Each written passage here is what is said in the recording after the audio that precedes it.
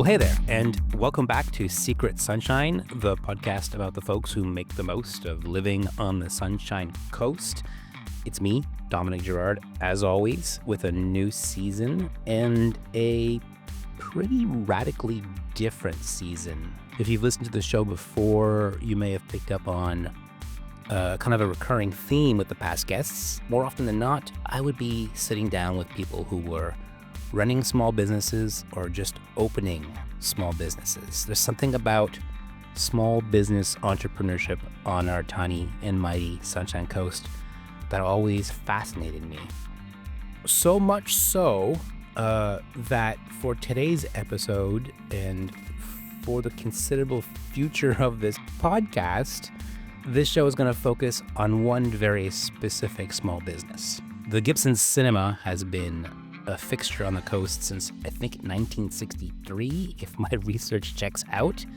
Vivian is the most recent owner. She's held it for 14 years, but then she sold it.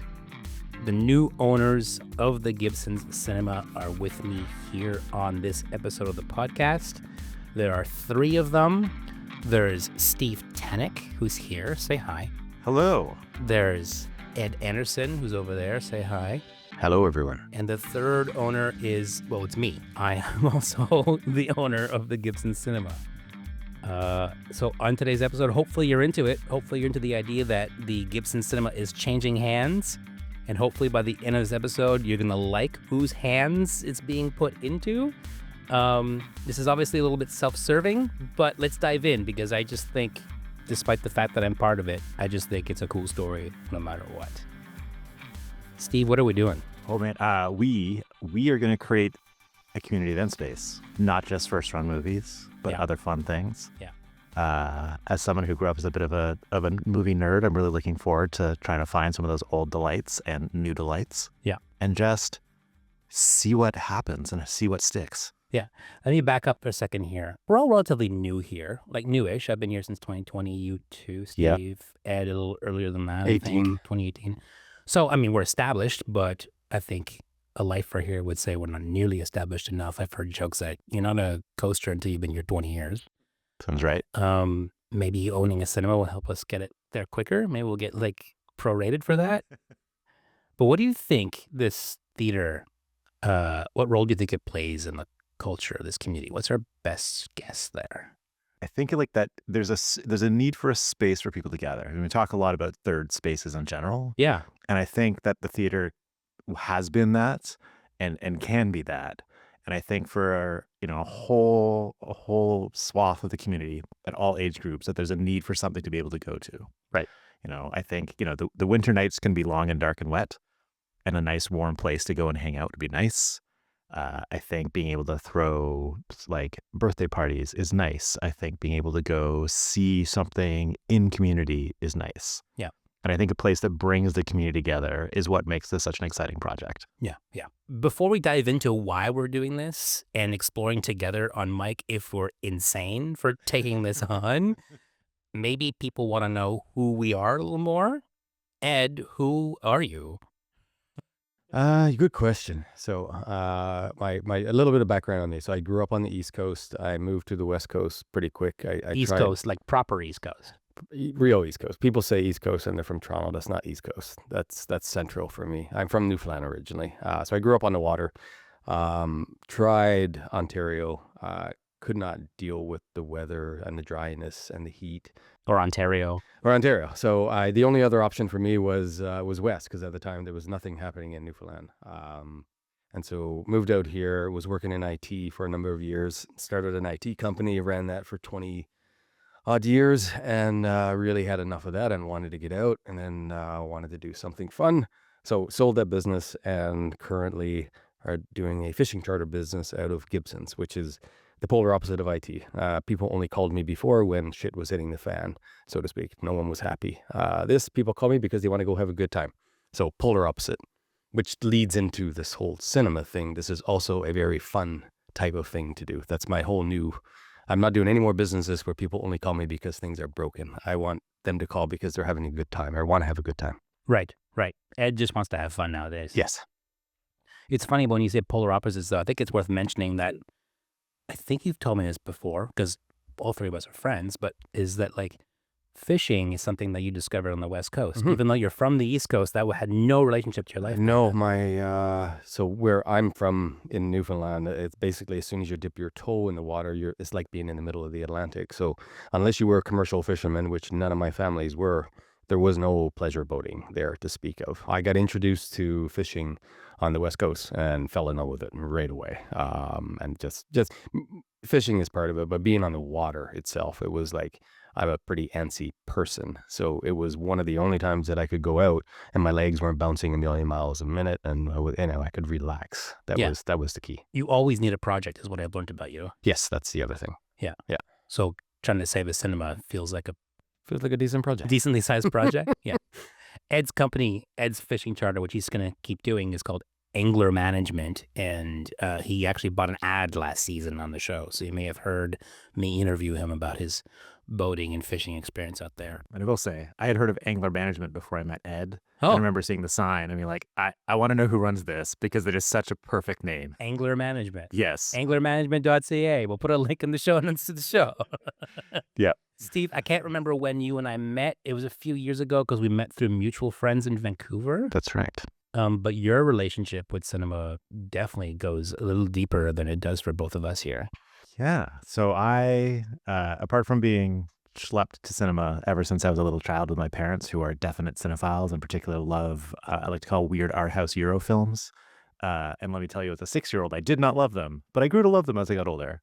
But when I was in university, I worked as a projectionist as well. So I have been like 35 millimeter film. 35 mil, yeah, like having to switch reels and everything. It was a good experience, very short lived because that was the sort of the dawn of digital projectors as well. So it was definitely wasn't a great career to go into at 18, I will say. How come? Well, because there was no more projectionists very shortly thereafter. But that wanting to be involved and around film. I have an aunt who works in Hollywood, and so there's been that sort of family thread for a long time.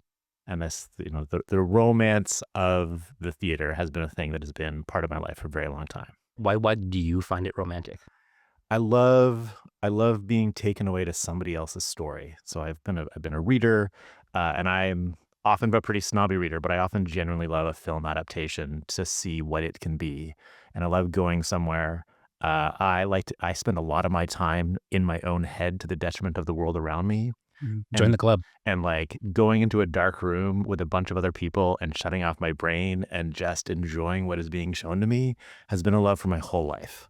When I first started working at an office job, I used to try and sneak off for a matinee on a regular Friday, which for anyone who used to work with me, I'm sorry. Also not sorry. Also not sorry.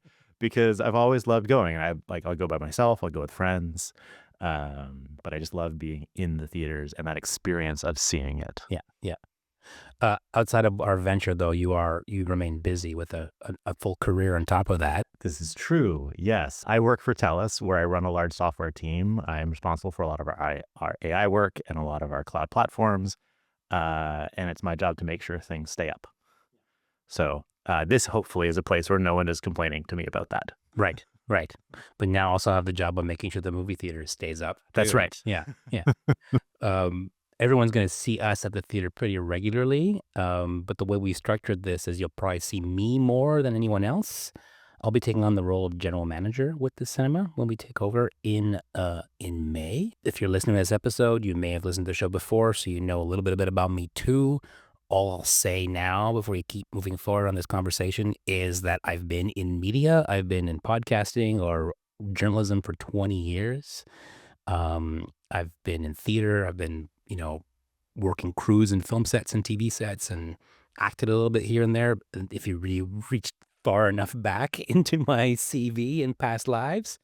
And so I bring just like a real enthusiasm for storytelling. And when I first came here to the coast in 2020, it was in the middle of the pandemic, and my sister, there's an episode of this actually, moved up to Gibsons from LA as well with her husband and my 2 nephews.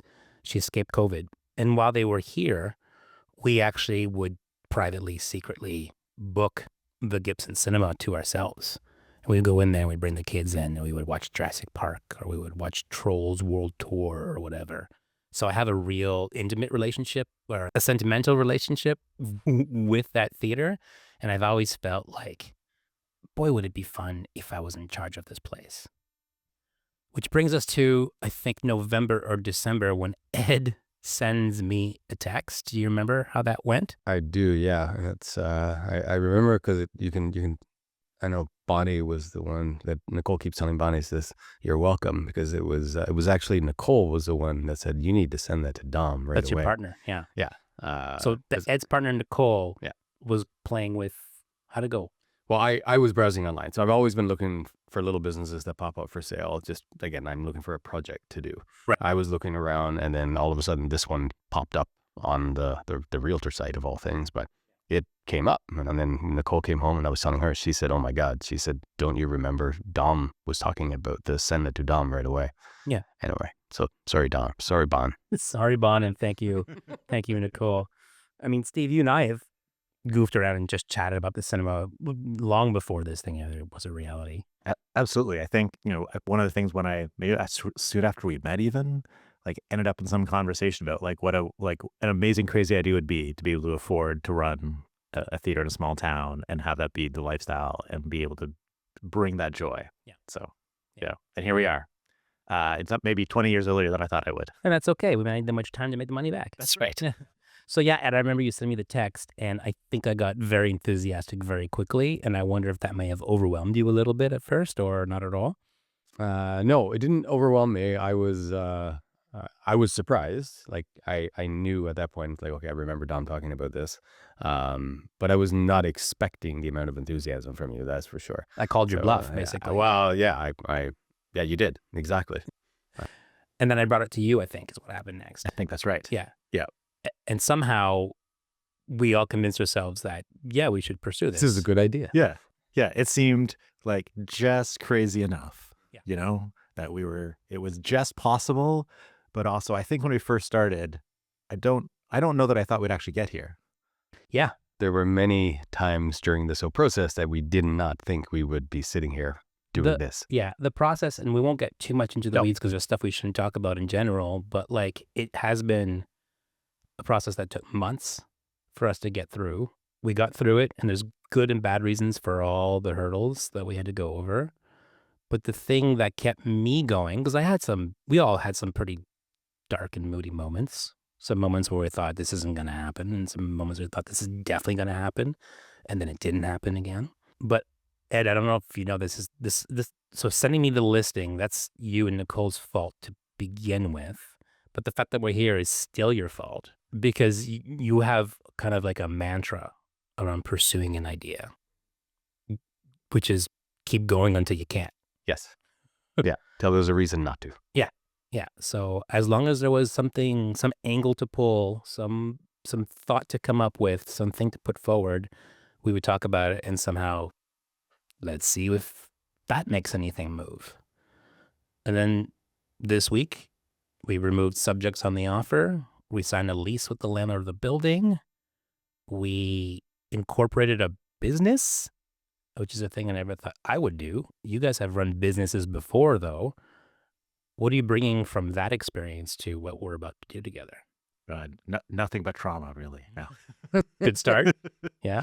I think, I have been a serial entrepreneur before I landed a very corporate job, and I love the act of creation and like that hopeless belief that is starting a business. And I love, I often like to joke that I like big bets that I cannot lie. And this is the type of big bet that I like to do. So it's that. Yeah. Maybe an unfounded belief in myself and on my ability to make things work. But more often than not, it's worked out.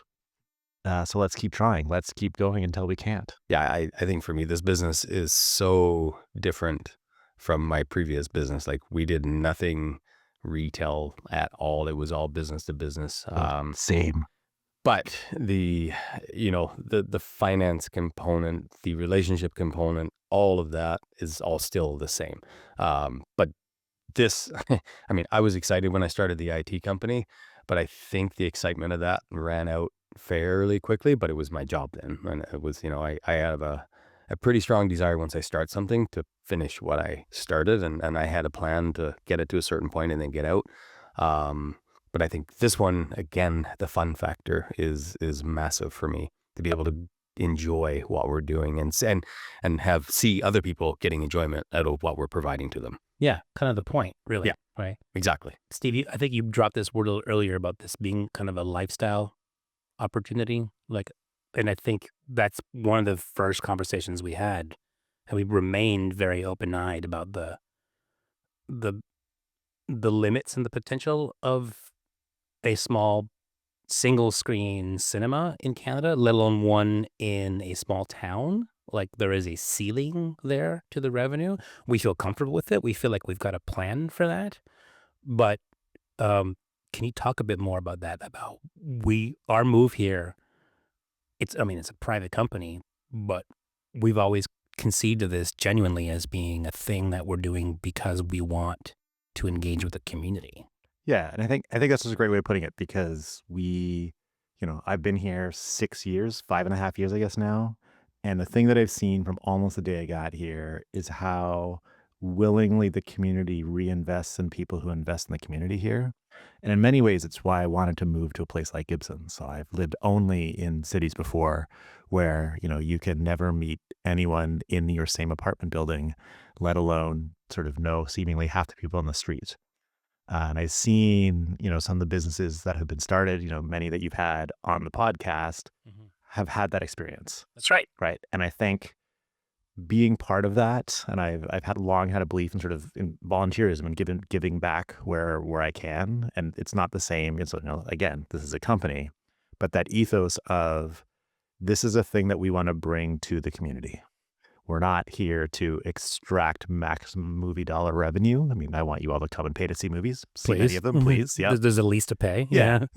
Right. But we want to make sure that it feels like a central part of the community that is very representative of the fact that it is physically quite centrally located in the community as well. Right. Figuring out how to run a theater and what kind of movies this community wants to see, how often they want to see them, what other things we can do other than movies in this space. Those are all the questions that speak to sort of our general plan. And I don't think we should say too much about what our general plan is, because we still need to surprise ourselves, let alone surprise the community.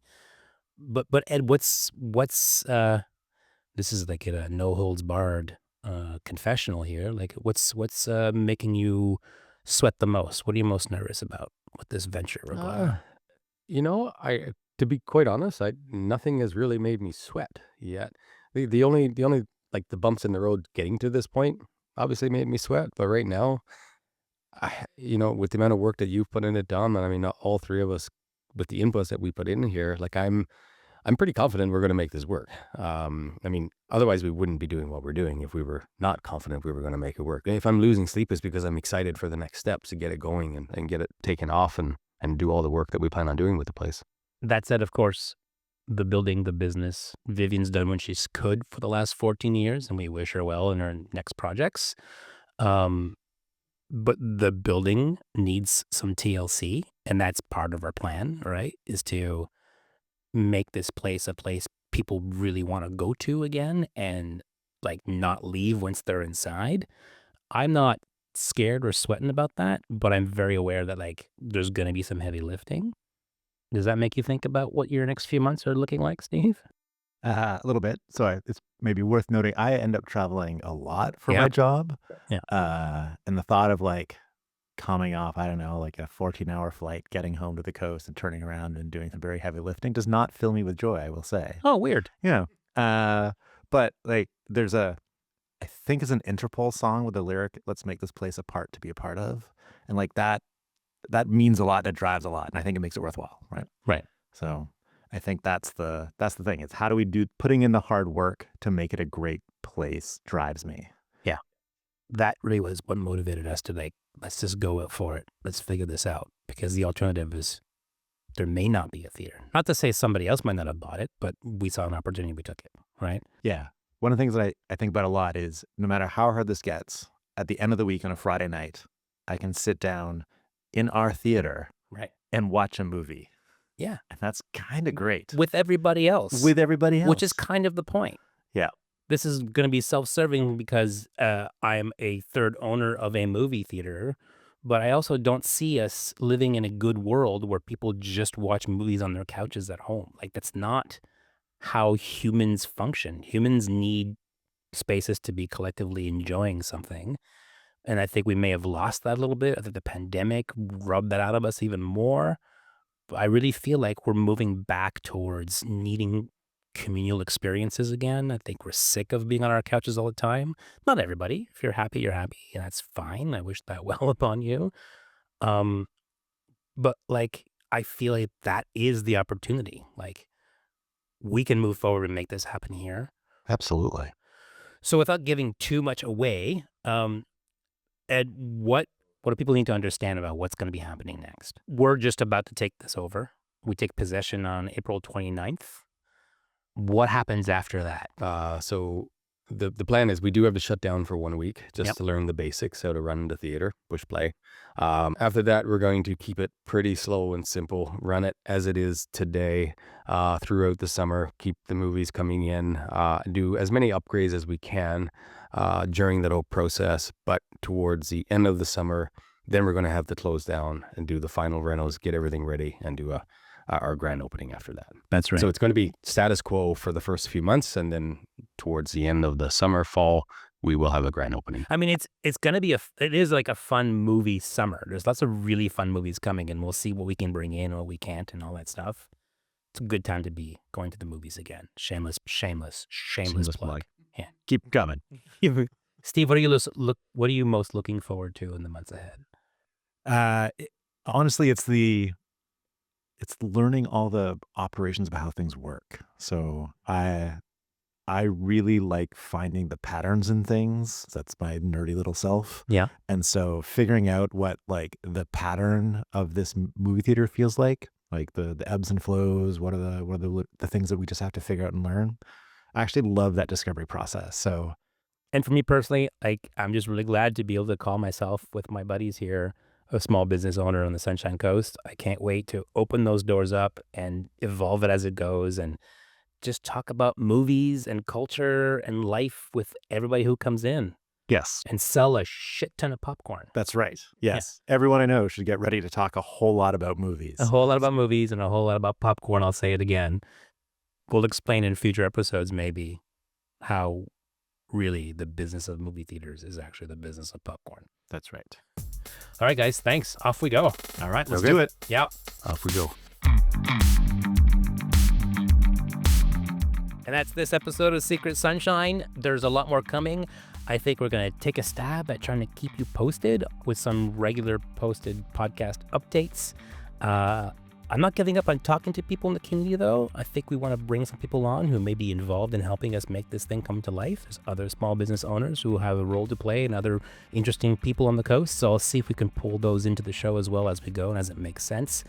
Of course, let me know what you think about all this. Let me know what you want this theater to look like and feel like and sound like. We're going to open that dialogue with you from now on forever. Pop into the show notes. You'll see an email address there that you can use to send us some thoughts. Follow the show if you haven't already, and a lot more to come. I'm Dominic Girard. This is Secret Sunshine. Talk to you soon.